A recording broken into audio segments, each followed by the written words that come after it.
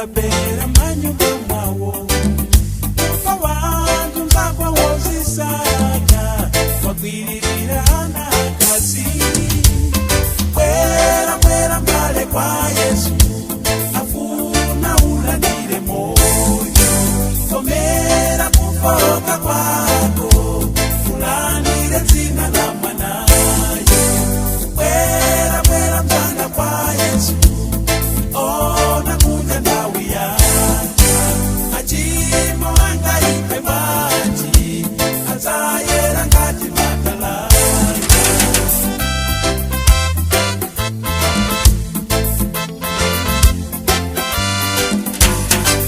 wabama wala mzibatala odwala kuta ya moyo anza nukulepera kukona